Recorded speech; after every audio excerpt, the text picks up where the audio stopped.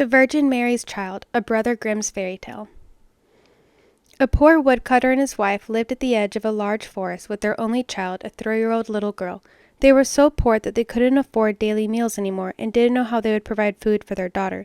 One morning, the woodcutter, who was distressed by all this, went into the forest to work. As he began chopping wood, a tall, beautiful woman suddenly appeared before him. She was wearing a crown of shining stars on her head, and she said to him, "I am the Virgin Mary, mother of the Christ child. Since you are poor and needy, bring me your child. I'll take her with me and be her mother and look after her." The woodcutter obeyed her. He fetched his child and gave her to the Virgin Mary, who took her up to heaven. Once there, everything went well for the girl. She ate only cake and drank sweet milk. Her clothes were made of gold, and the little angels played with her. One day, about the time the girl had turned 14, the Virgin Mary had to go on a long journey.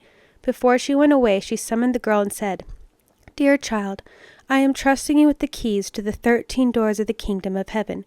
You may open 12 of the doors and look at all the marvelous things inside, but I forbid you to open the 13th door that this little key unlocks."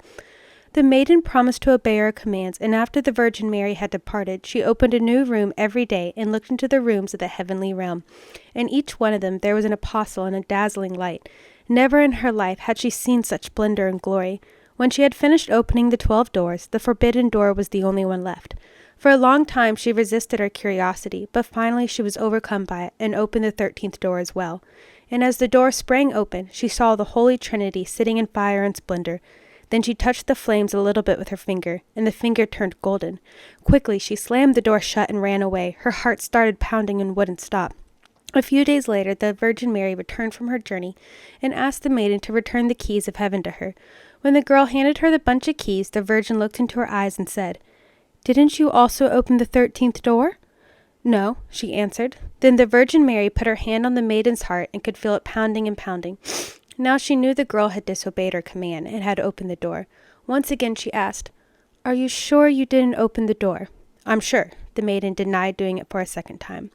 When the Virgin Mary glanced at the finger that had become golden from touching the heavenly fire, she knew the maiden was guilty and said, "You've disobeyed me and lied. You're no longer worthy to stay in heaven." All at once the girl sank into a deep sleep, and when she awoke she was lying on the earth beneath a tall tree, surrounded by thick bushes, so that she was completely encircled. Her mouth was also locked, so that she couldn't utter one word. Since the tree was hollow, she could sit inside during the rain and storms, and was also where she slept. Roots and wild berries were her only food, and she went out looking for them as far as she could walk. In the autumn she gathered roots and leaves and carried them into the hollow tree. When snow and ice came, she sat inside the tree. Before long, her clothes became tattered, and one piece after the other fell off her body. She sat there completely covered by leaves. As soon as the sun began to shine again, she went out and sat in front of the tree. Her long hair covered her on all sides like a cloak. One day, during springtime, she was sitting in front of the tree when someone forced his way through the bushes. It was the king, who had been hunting in the forest and had lost his way, and he was amazed to find such a beautiful maiden sitting alone in the desolate spot. So he asked her whether she would like to come with him to his castle. However, she couldn't answer. Instead, she merely nodded a little with her head. Then the king lifted her up onto his horse and brought her to the castle. Soon he became so fond of her that he made her his wife. After a year had passed, the queen gave birth to a beautiful son. During the night, however, the Virgin Mary appeared before her and said, "If you'll tell me the truth and say that you unlocked the forbidden door, I'll give you back the power of speech, without which you really can't enjoy life. If you are stubborn and won't confess, I shall take your baby away with me." But the queen remained stubborn and denied that she had opened the forbidden door. So the Virgin Mary took the child and disappeared with him. The next morning, when the baby was no longer there, a rumor began circulating among the people that the queen was an ogress and had eaten her own child.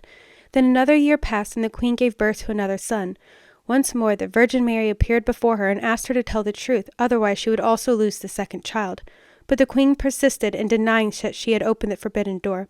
So the Virgin Mary took the child away with her. The next morning, when this baby was also missing, the king's counselors said openly that the queen was an ogress, and they demanded that she be executed for her godless deeds. However, the king ordered them to keep quiet and refused to believe them because he loved his wife so much. In the 3rd year, the queen gave birth to a princess, and the Virgin Mary appeared before her once more and took her to heaven, where she showed her how her 2 oldest children were playing with the globe of the earth. Thereupon, the Virgin Mary asked the queen once more to confess her mistake and stop lying. However, the queen wouldn't budge and continued to stand by her story, so the Virgin Mary left her and took away her third child too. Now the king could no longer restrain his counselors, who continued to claim that the queen was an ogress. They were certain, and since she couldn't speak, she couldn't defend herself. Consequently, she was condemned to die at the stake. As she stood tied to the stake and the fire began to burn all around her, her heart was moved, and she thought to herself, "Oh, before I die, I'd like to confess to the Virgin Mary that I opened the forbidden door in heaven. I've been so wicked by denying it all this time." And just as she was thinking all this to herself, heaven opened up right then and there, and the Virgin Mary descended with the two little sons at either side and the daughter in her arms. The fire was extinguished by itself, and the Virgin Mary stepped forward to the queen and said, "Since you want to speak the truth, your guilt is forgiven." Then she handed the queen her children, opened her mouth so that she could speak from then on, and bestowed happiness on her for the rest of her life.